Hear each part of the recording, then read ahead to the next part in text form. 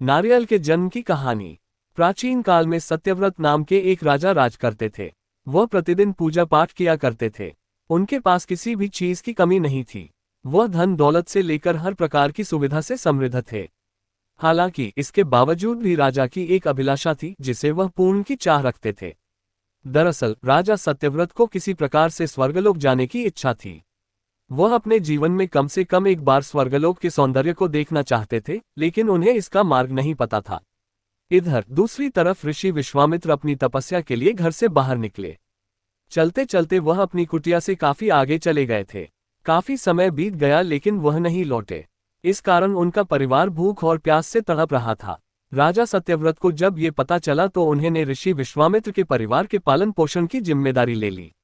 कुछ समय बाद जब मुनिवर लौटे तो वे अपने परिवार को कुशल देख काफी प्रसन्न हुए। उन्होंने पूछा कि उनकी अनुपस्थिति में किसने उनकी देखभाल की। इस पर ऋषि के परिवार वालों ने बताया कि राजा ने उनके पालन पोषण की जिम्मेदारी उठाई थी। ये सुनकर ऋषि विश्वामित्र तुरंत राजमहल पहुंचे और राजा से मुलाकात की। वहां पहुंचकर उन्होंने सबसे पहले महाराज को धन्यवाद कहा। इस पर राजा ने ऋषि अपनी इच्छा पूर्ण होने का आशीर्वाद मांगा। राजा की बात सुनकर ऋषि विश्वामित्र ने कहा, बोलिए महाराज, आपको क्या वरदान चाहिए।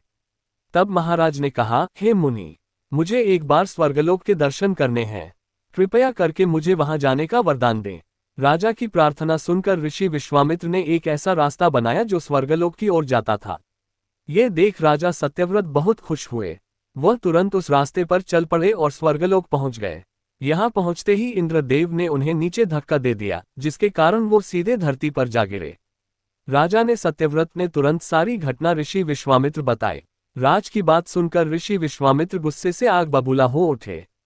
उन्होंने तुरंत सभी देवताओं से इस बारे में बात की और इस समस्या का हल निकाला, जिसके बाद राजा के लिए एक नया स्वर्गलोक बनाया गया।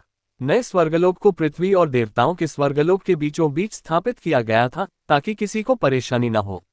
नए स्वर्गलोक से राजा सत्यव्रत तो बहुत खुश हुए, लेकिन विश्वामित्र को एक चिंता लगातार सता रही थी।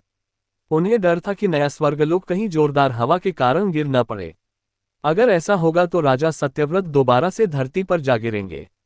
काफी सोच विचार के बाद ऋषि विश्वामित्र को एक उपाय सूझा। उन्होंने नए स्वर्गलोक के नीचे एक बहुत लंबा खंभा लगा दिया ताकि उसे सहारा मिल सके। ऐसी मान्यता है कि नए स्वर्गलोक के नीचे लगाया गया खंभा एक विशाल पेड़ के तने के रूप में बदल गया। यही नहीं, कुछ समय पश्चात जब राजा सत्यव्रत की मृत्यु हुई तो उनका सिर एक फल में तब्दील हो गया। सभी से इस खंभे को नारियल का पेड़ कहा जाने लगा, जबकि राजा का सिर नारियल के रूप में जाना गया। यही कारण है कि नारियल का पेड़ इतना लंबा होता है। कहानी से सीख। इस कहानी से हमें ये सीख मिलती है कि अगर सच्चे मन से किसी की मदद करें तो हमारी हर ख्वाहिश पूरी हो सकती है।